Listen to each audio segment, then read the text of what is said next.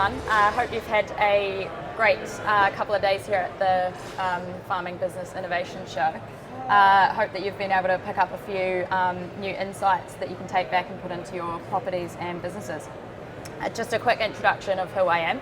I'm Natalia, I'm Customer Success Manager at Re-Leased.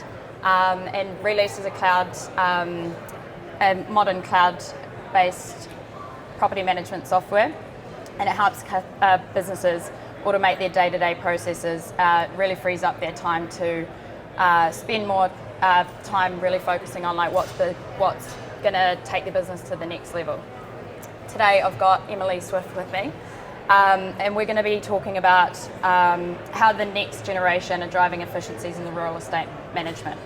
There's an unwritten rule that in rural estates and farming to leave things in a better condition than when you took them over.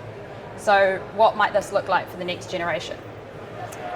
Emily, she's an experienced rural surveyor with a history in rural land management. She is property manager for Brocklesby Estate and primarily in the agricultural estate with a substantial property portfolio, and also a customer of Re-Leased. So we're going to run this as a bit of a Q&A session. So firstly, Emily, can you please tell us about your background in agricultural estate management and your role at Brocklesby? Oh, thanks, Natalia. Nice to see you all here today. So I was in rural practice with a firm in East Anglia, managing 4 or 5 different estates, and decided to take the jump and manage one estate on its own with the managing agent there. So when I turned up there, it was pretty dated. So it's been a really good challenge. It's quite a diverse estate. We're 29,000 acres now and about 300 let units. So majority is property, residential Victorian cottages, and then the rest is commercial, and we are moving into doing more diversification units with all our redundant farm buildings. So yeah. Thanks, Emily. And what role do you see technology and data playing in like improving the efficiencies in estate management? So for us, massively is we've never had a more demand on us in the office with a small team, and financially, especially, we want to be more financially driven. So we've moved forward into Zero, which is cloud-based technology, and keeping up with that is kind of the data that we need in hand as quickly as possible with the most information. So it's evolving so quickly, and we need to work quickly, and that's where our data's really come from. Cool. Yeah. And what was it? What were your real pain points when you were like, I think we need to implement something, we're not really keeping up? And then what have you been able to achieve by bringing something in? So for me particularly is getting into the data really quickly. An old rural estate such as Brocklesby, when I turned up, was still very much on a file-based system. Everything was still in a filing cabinet, and I needed something that I could get to very quickly so we could see what properties we have. There's such a demand for compliance at the moment that we needed to have everything there. And it's just having property management software there just has really helped us be more efficient, get more time effective, better use of my time, especially originally just trying to find out quick data. I now have everything on my phone via Re-Leased, which is just brilliant for us. It's been a brilliant source of quick, instant information. So yeah. Cool.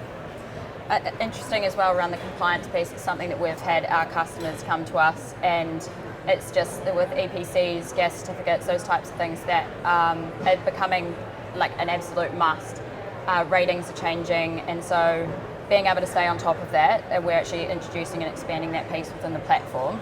But it's just like minimizing the risk and just allowing those things to come up, get notified of them, so then you're not really having to worry about it and feel like things are slipping away as well. And then how can rural businesses and estates become more efficient and reduce the risk and things by using that data? So for me personally, I think in terms of reducing risk massively is having everything up to date, and being more efficient, having it all there. we are now coming to an age in nature where we want to try and do more and more, expand. I mean, today's a prime example, and yesterday of lots of diversification things going on, and you want to be able to do them. And you want to be able to do them and know that your data is safe and working for you.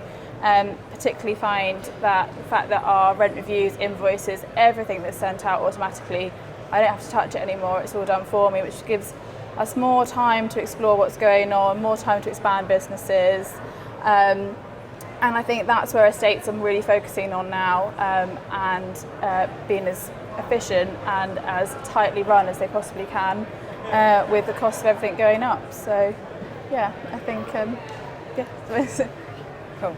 In terms of like, that's like having like all of your data in one place and organised in things, is it helping you long term, like with forecasting and planning and that kind of thing? Are there any points that you make on that? Yeah, so budgeting is a massive thing. We want to be more financially led across the states at the moment, and budgeting and seeing what the money is coming. Losing BPS is a huge impact we're going to have to really, really look out for.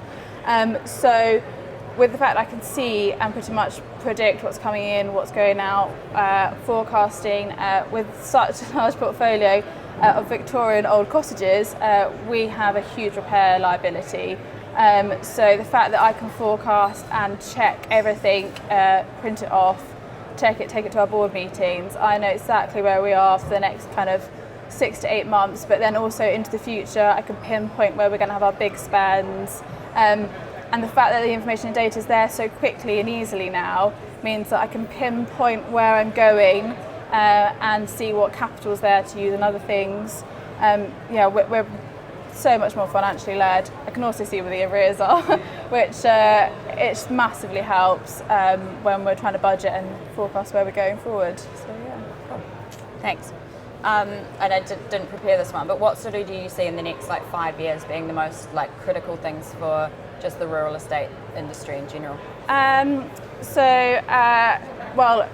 Carbon is obviously a massive topic at the moment, and kind of our net gain and sustainability, and it's all looking like we're going to have to squeeze every inch of what capacity we have in the estates, and keep going and exploring and keeping on top of the markets as they change, and looking forward. Cool, that's awesome. Well, it was really good to have Emily along just to sort of understand a little bit on how the younger generation are coming in and looking at rural estate, trying to make some changes. So thank you very much for coming along. Thank you. Thanks, guys.